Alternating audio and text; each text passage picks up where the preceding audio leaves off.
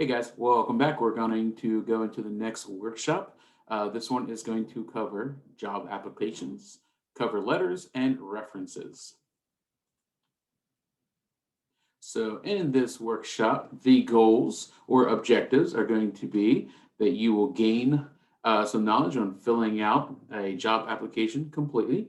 You will learn the importance of a cover letter, and you will learn how to identify or how to choose a reference for you to use when you are applying for jobs. Before we get too far into this video, we do have a video to share with you. So, this video is going to cover some tips for when you're filling out a job application that's going to guarantee you a callback. It's about 10 minutes long, so sit back, get some popcorn, and enjoy. I believe she calls herself the big sis. So here we go.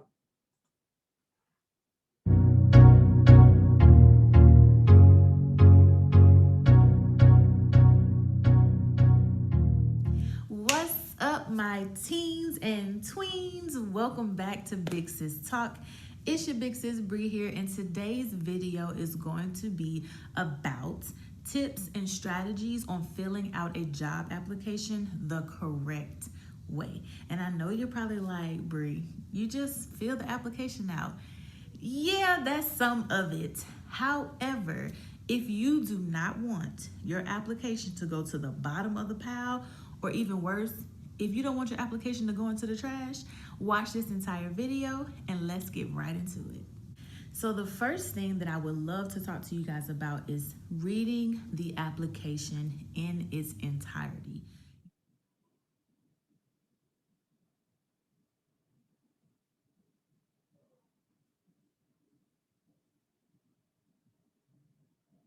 You want to read through the application to ensure that you are following the directions correctly. You guys, I will never forget. I was filling out an application at the table for, I think it was Zaxby's. Yeah, I was filling out an application in 10th grade to work at Zaxby's, and I was filling it out. I was on the last part, and my mom came by and was like, "What are you doing?" And I was like, filling out a job application. I'm 15 now. I can work. And my mom was like, I get that, but what are you doing? And I'm like, filling out an application. And she was like, with a gel pen? And y'all know, I don't even know if kids even use gel pens now, but gel pens used to have like 3 colors in one, and they used to make this little glittery, glossy, and it just looked so cute. And I was like, I'm gonna fill my application out with this. They're gonna be like, ooh, she's so creative, and give me the job. No. My mom was like, did you read the instructions? And I said, yeah, I read the instructions. And then I'm reading through it again. In big, bold letters, it said, fill out application in black or blue ink pen. Y'all, I already knew I wasn't gonna get the job because I didn't follow the directions. So first things first, read through the application. So the second thing that I want to talk to you guys about is availability.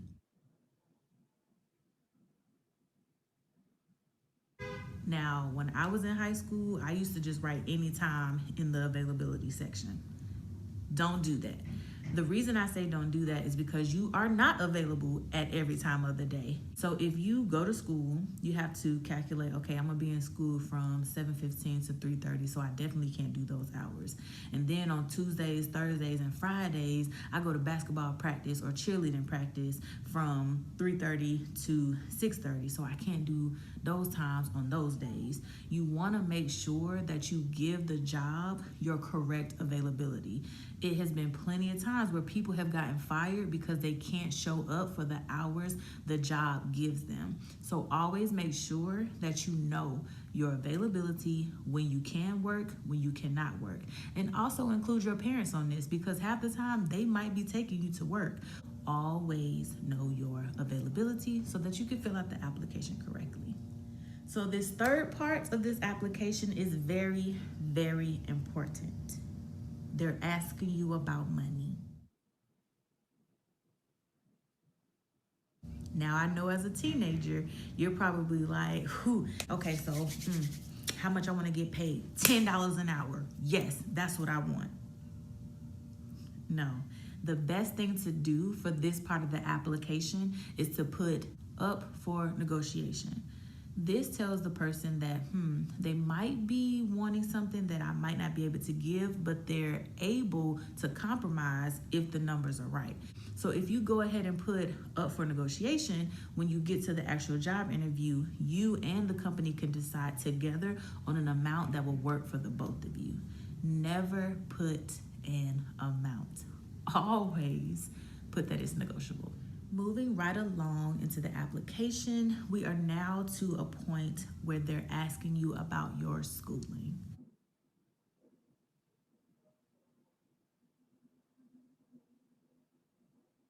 Be honest.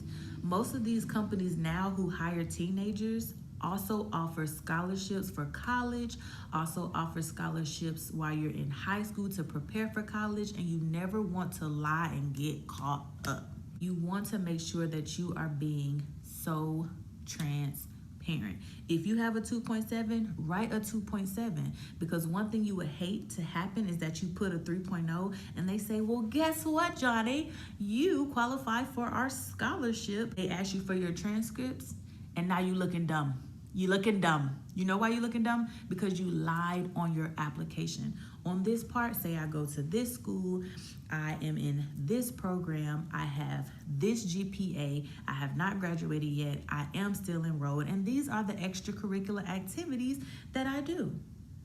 Do not lie and say you do things or have things that you do not have, because it always comes back to bite you in the butt if the people ask for proof. So this next part of the application is something that is included on almost every application that you'll probably have now as a teenager and when you become an adult.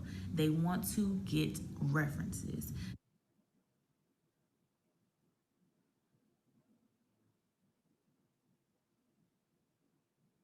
Now, a reference is somebody who can vouch for you and say that your personality and that your character and the things that you do are absolutely true. I chose my pastor. I also asked a lady who I volunteered tutoring with, and then I also asked one of my classroom teachers. You want to choose people who are going to say positive things about you. And I don't want to forget this. Ask your references in advance if they can do this for you. Always ask in advance, always ask credible people, always ask an adult. Okay, so this next part, y'all, I really hate these parts of applications because I feel like they're the same thing they're going to ask you in the interview. But because I'm teaching y'all how to fill out job applications, you always want to prepare for this part. And that part is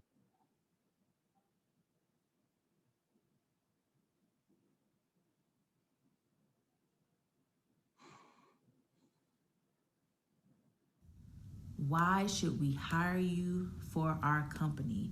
At the end of the day, that is going to be a question that every company asks you. So my suggestion would be to prepare your answer in advance. One thing that I normally say is, I want to work for your company because I love how they give back to the community. I love how they take teenagers and invest in their education and also help them grow through the company. I also feel like my extrovert personality and my leadership skills will prepare me to give the best customer service to your employees. Boom, bam, yes. Do I got the job? I already know I got the job after I give you an answer like that. Always think about that question. Use some things that's on their website to help you, and be honest about how you can really help the company. All right, you guys, we are at the end of the application, and guess what's there? A test. Yes, a lot of job applications, especially fast food chains, ask you to take a test on how to add and subtract money.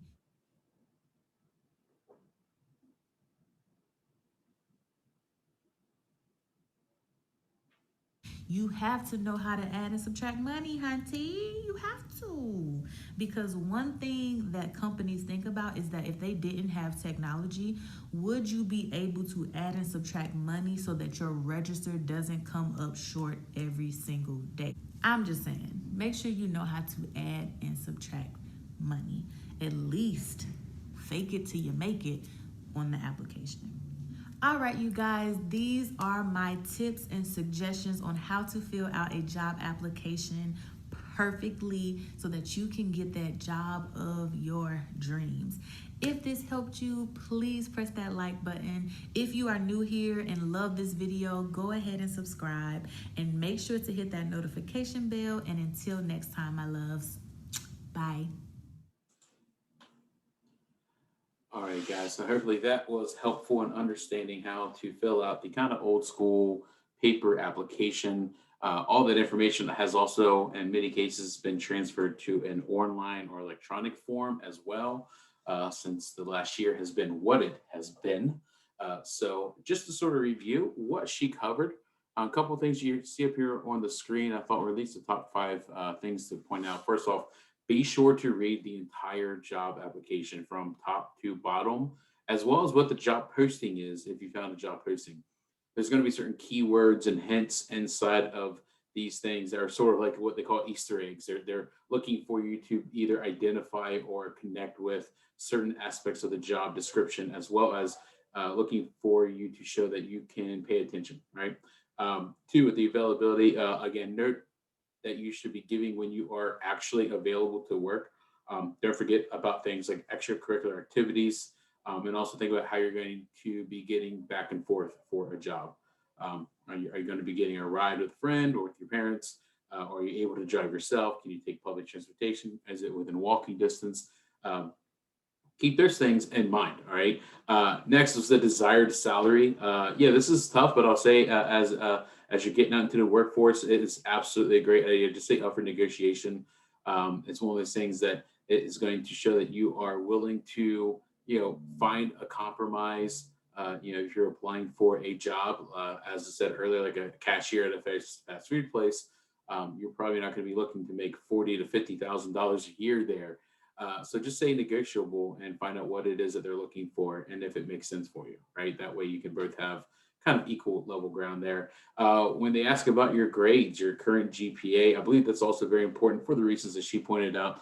A lot of programs now are going to be able to offer certain people with certain GPAs scholarships. And it's not just saying you have to have a high GPA to do that. Sometimes they offer people who are struggling because they understand that maybe the GPA isn't representative to the skills or the abilities that that person might have. So they want to give them a scholarship to help them develop the things that they are good at. Right? It's not really a bad thing if you have a low GPA. It just means that maybe something in school hasn't connected with you yet. That's okay.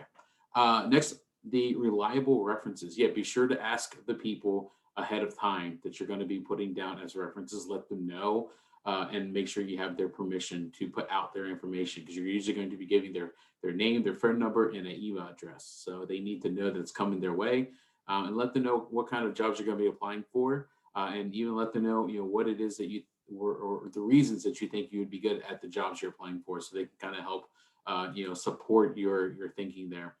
And then the employer questions. This is kind of a case by case scenario, but the question, why do you want to work here, is almost always going to be asked, whether it's on the application or in the interview. So you should be prepared to answer that question, really. And you should have at least two questions for the employer when you do get the interview to ask them, right?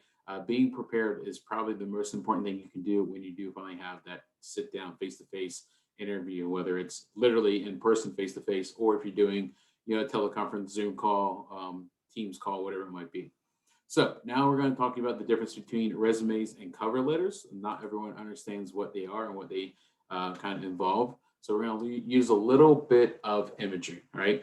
So your resume may be considered a piece of cake or a cake, right? But a resume alone is simply a plain cake, nothing on it, out of the oven, just a cake as itself, right? So that tells nothing exciting about yourself. It's just a basic cake, right? So what you want to do is you need to make that cake look a little bit more enticing. more unique, more appetizing. And that's where the cover letter comes into play.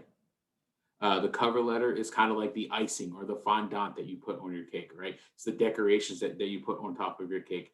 I personally think that the icing is the best part of a cake.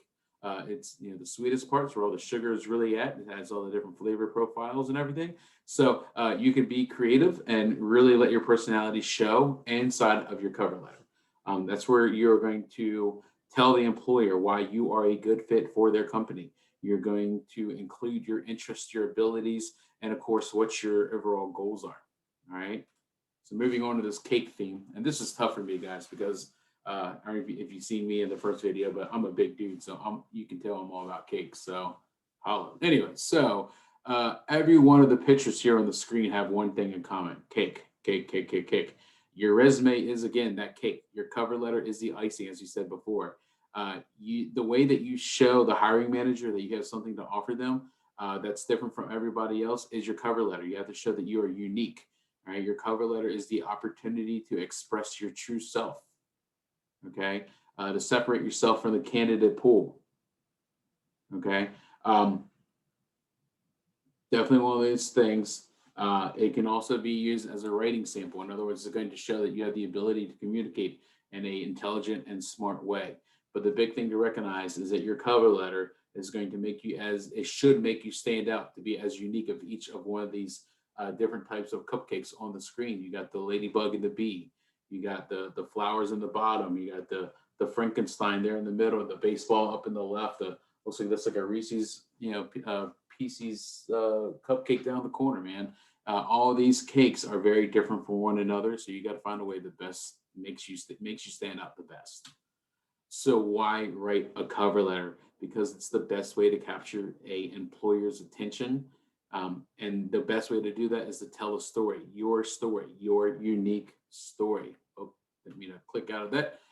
Second thing is the cover letters lets you show a personal side and demonstrates why hiring you would be a smart and beneficial idea, a decision for them. And last, hiring managers still rely on cover letters to gauge an applicant's personality, their attention to detail, and their level of communication, how well they communicate with others. So, yeah, it's all about making that impression. A compelling cover letter will grab a employer's attention because it's going to tell them who you are, what you care about, and why you are the best fit for the position you are applying for. A compelling I'm sorry, I hit the wrong button there. Is it a love or a chore? Kind of depends upon who you talk to, right? Some people love to write and they view writing as a great adventure. Other people view writing a cover letter to be a chore, right? It's all about the growth mindset. If you guys haven't learned about that, Google, YouTube it, growth mindset. It's all about your perspective and your take on this thing. But whether or not you love it or don't, it's effective, right? The key to writing a effective cover letter, though, is to communicate concisely and by using a compelling voice. And even in written word, you can use a compelling voice by using smart word choice. The only reasons not to write a cover letter is simply because some applications do not have the capability to attach a cover letter to its online platform. You'll see that on some websites. Or sometimes employers will specifically say, do not include a cover letter. If that's the case, then do not try to send them a cover letter. Follow the rules or the restrictions that they're asking you to do so. So next is, what do you include in a cover letter, especially as a young person, as a student? Well, you want to cover volunteer work if you have any sort of academic achievements, any participation in clubs or groups, and if you've ever done any sort of internships. You want to include your academic background, what subject matters you particularly are very good at, things that you excel on, focus on the good. If you are a honor student, maybe with the GPA of 3.5, that's one of those things that they'll look for that as a sign of intelligence or success in school. If you happen to have less than that, that's okay. Me personally, anything above a 3, I think is pretty good. As a hiring manager and jobs in my past, if you were above a 3, I definitely thought you were upper echelon as far as understanding how to fit into the school routine. If you're in the 2s, again, that's okay. Typically, it's not a sign of intelligence always. Sometimes it's just a matter of finding what fits best for that person. Last but not least, you want to list your soft skills, like your ability to handle, your time management, how you communicate. Are you a team player? Do you understand customer service? Those kind of concepts. So if you can put those up there and show that you are at least an expert or a master or a very good student of those soft skills, that's what you want to do. Cover letters should be personalized. Everybody wants to be recognized for the job duties, right? So when you're starting your letter, find out the name of the person that's going to be reading your information. It's most likely an HR manager, but if you're not sure, use a title that addresses a team of people who might be making the decision. And if you can, remember to use a gender neutral term such as Dear Staff Selection Team or Dear Hiring Manager. It's always better to do this than using the old terms that we used to use, like dear sir or madam, or to whom it may concern. This is going to show that you've done your research and that you are up on the newest HR terminology. Next, it needs to be pertinent. In other words, customize your letter always. The best way to have your letter flow is pretty simple. Your first paragraph, you're going to introduce yourself, state the position that you're applying for, and how you found out about that position. Second paragraph, sell yourself as to why you would be the best candidate for what the employer is looking for. Third paragraph, request action on the part of the employer as far as what the next steps will be. You can use wording such as, I will be looking forward to hearing back from you. This is usually pretty effective to kind of spur them into action. Next is the letter needs to be pointed, or better yet, concise, means keep it to one page, keep it short. Don't send them a novel. Use very concise industry-specific language. Showcase yourself and your potential fit for the company without being overly wordy. Make a specific request for communication from the company. This again lets the HR know that you are in expectation of some form of reply. Put some pressure on them to know that you are a person of action. Next, it needs to be partnered, right? Cover letters are never sent by themselves. There's safety in numbers. You need to always send a cover letter with a resume attached. Doesn't mean that your resume can't go without the cover letter, as we discussed that a minute ago. But if you're going to send a cover letter, send a resume with it. Okay, it never goes on its own. Now, we're not going to use this link right now, but in your resource sheet that will view at the end, and you guys will have access to, I encourage you strongly to go check out a website called gcflearnfree.org. And you can look at all sorts of different examples of very good cover letters that you can sort of model yourself after. All right, so another thing to remember is that you need to read the entire job posting. If you're seeing something online, especially, employers may have you write about something in particular, and there's two reasons that they have you write about a specific subject. One, they are evaluating you on the precise criteria that they posted the job on, or two, they're simply seeing if you are paying attention. So you need to pay attention. Some basics of cover letters, things to remember. First off, they're not always requested, but you should still always include one if or unless otherwise specified. The length, again, should be 1 page, 3 paragraph, typically something that can be read or skimmed over in 10 seconds. I'll say 10 to 30 seconds. The font needs to be simple and professional. It can be Arial, Calibri, Helvetica, or Verdana. Times New Roman isn't really the worst either, but it's kind of old at this point. The applicant tracking system, if you don't know what that is, Google applicant tracking system. I believe we talked about it in another workshop, but if not, feel free to search that up because the ATS is also used on cover letters. So be aware of that. Should you write a new cover letter for every job application? Not necessarily, but what you want to do is create a template and then personalize that letter for each job application that you're sending it out with, all right? Also next question that we're usually asked is, how should I send my cover letter? Follow the employer's instructions if they have any. Typically, they'll have one file upload for cover letter, another file upload for your resume. Sometimes they do it all in one. If you can, upload in a PDF form to sort of lock in the formatting to be sure. So this way you can be sure that they see the way that you want it to see. Sometimes when you upload with a Word document, it can mess up the formatting on their end and it looks very unprofessional. So when and if possible, you're looking at, you want to, this is why we want you to set it up in PDF. Apologize about that. I'm reading ahead too far. Emailing it, you usually just want to send this as the body of your email. You can say, you can always kind of title it or at the very top say, hey, this is my cover letter, and then attach your resume to that. That's fine as well. But last but not least, proofread it again, get someone else to proofread it, get your mother, your sister, your brother, your father, your neighbor, whoever to proofread this thing before you send it out into the world for wording. If you don't have someone who can proofread for you, there's a program out there called Grammarly, which will help you with your spelling and your grammar issues. You can download it and attach it to your Google Chrome browser. It's amazing.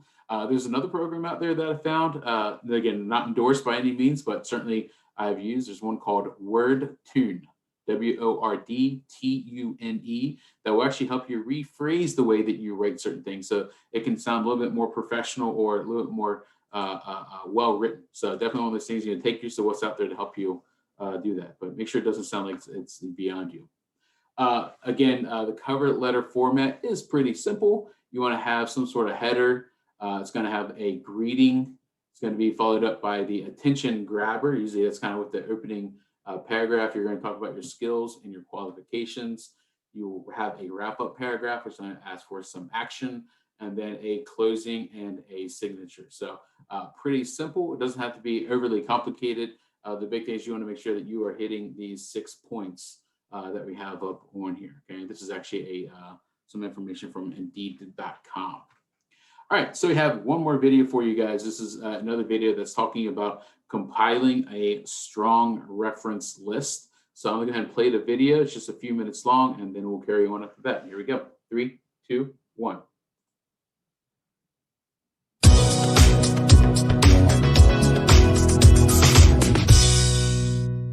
You have probably heard before that job seekers are expected to provide a reference list.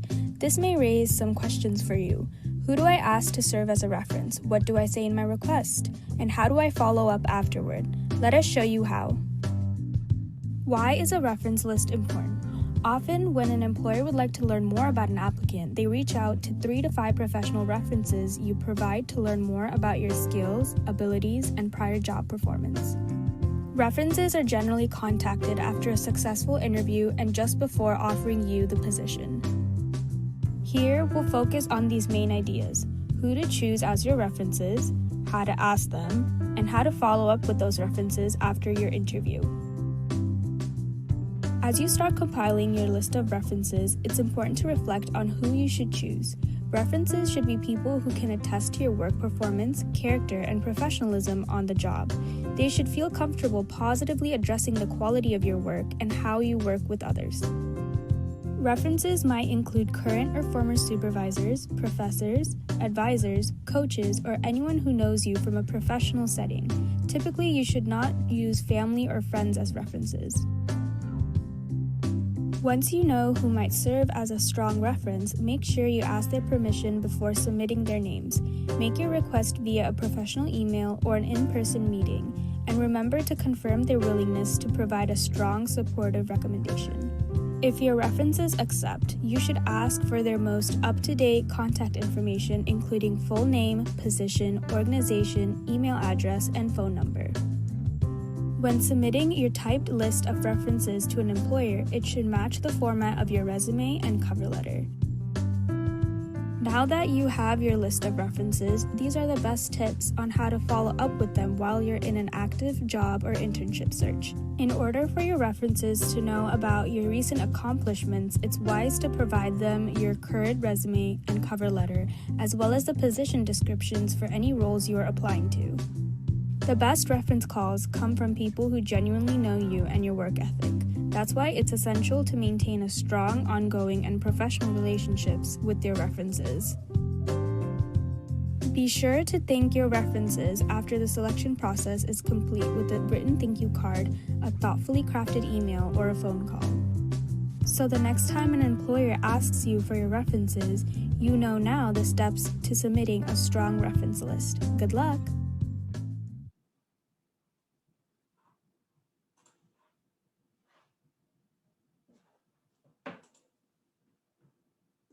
All right. So hopefully that was a pretty good. I like that video. It's pretty short and sweet. Um, so to kind of review some of the information that they covered in that one, why is a reference list important? Because a employer would wants to know, about your skills and your abilities and your job performance. Uh, Two, general, references are normally contacted by the employer after a successful interview. Okay, so that's usually when they reach out. They want to kind of reaffirm some of the impressions that you gave them from a interview. Who to choose for your references? Ask someone who can talk about your work performance, your character, your professionalism. If you can, stay away from family and friends. I know that's the easy way out for many people. If you have a aunt or a step parent or someone has a different last name than you think you're being slick by using them. I wouldn't do that though. You don't know they're going to slip up. It might seem that they're a little bit too comfortable with you. You again want someone that can focus on how professional or how respected you are of your work ethic, that kind of stuff. Make sure that you ask for permission before you submit the name of a reference.